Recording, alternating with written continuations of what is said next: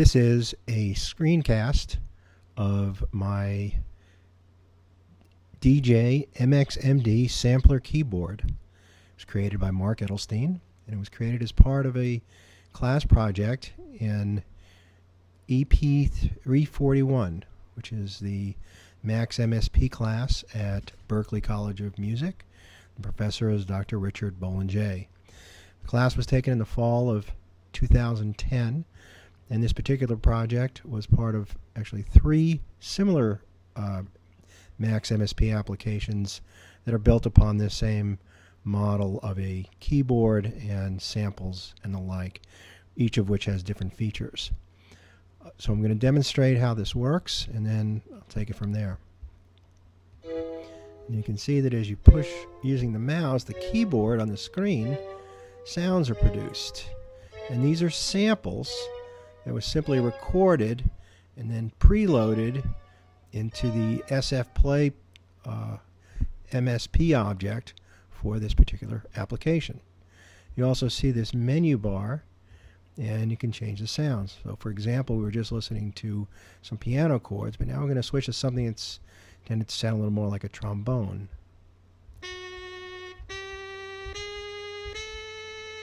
And again, these are electronic samples, so it sounds as you would expect. And this is a bell. Now, an interesting feature of this keyboard, and the reason it's meant to operate as its primary function, was to use the computer keyboard. And you can see here's the ASDF keyboard format of a typical QWERTY keyboard. So if I play the keys,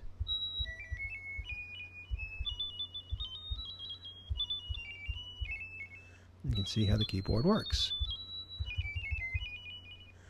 In addition, one of the other features is a drum pad or drum kit. And again, just using the keyboard, a drum kit can be sounded. So I'm going to go back to the trombone sound for the moment. Show several features using that. First, I'm going to show a chromatic option where if you check this box, you can play different chromatic scales. Here's up or down. You can speed it up, even up and down. There's even a random option, and you could play either a standard random format or a Brownian or a Gaussian format. Further, you can change the speed of play. Normal speed would be just one time, but if you can see it can be half speed forward, which will slow down the pitch a little bit, or you can speed it up to 10 times forward, or even down to 5 times backwards. So again, using the trombone sound again, that's how it normally sounds. But if we increase the speed, and if we do it that way, it gives the impression of a higher pitch. We can even change the direction of the play. And that's simply the sample going backwards. And we can make it even lower. And you can see we can create some interesting effects using it. Finally, on the right-hand side of the screen here, we have several effects. One is a simple filter or pass filter.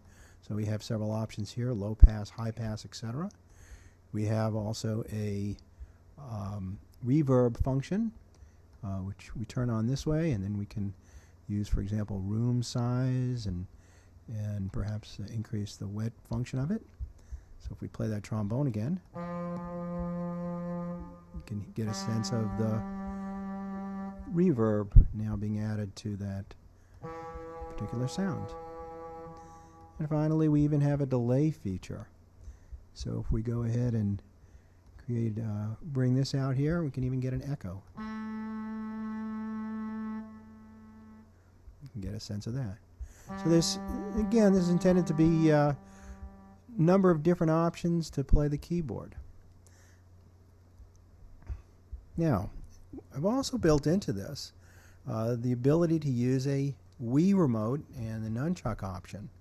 And by using the different buttons and even a little bit of the movement of the remotes themselves, I can create several options. So for example, if I push what's called the B key on the Wii remote, I turn on the chromatic function. And then I can go ahead and, using the keyboard, again I have to use my hand to do this, simply move the options.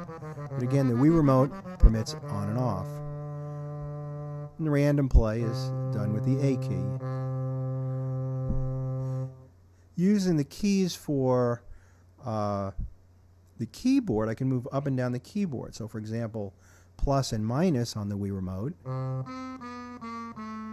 up. You can hear it going up and down the scale. By using the plus keyboard, I can even go up a whole scale. So I can go up or down. And you can see the numbers right here switching, right there. It's going up the whole scale, down the whole scale. In addition, I built so that the plus minus, I can see the low C or high C. So it's a little easier to get a sense of where you are in this particular feature. Further, using the Nunchuk, I built a small preset option. So pushing the Nunchuk keys, I can change to an option that puts in a different effects, such as a low-pass filter. So you can hear the keys, and again, I'm going to use the Wii remote to do this. You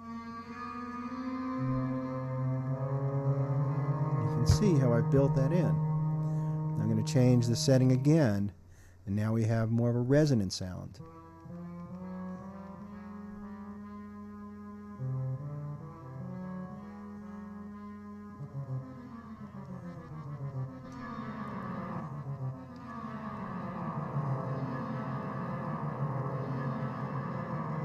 So you can get pretty weird sounds that way. Now an additional feature, again, we're going to use the trombone function, and now we're going to use our sample speed direction options, but this time we're going to control it with the Wii remote. What we built in here is that using the axis, the accelerator of the Wii remote, was able to change the direction of the sample by tilting the Wii remote up or down, the so-called Y-axis. So here we go, and we'll play the trombone function, and I'll use the Wii remote to do that. We can hear our effects on that. Now what we're going to do is we're going to change our speed. And what I'm doing is and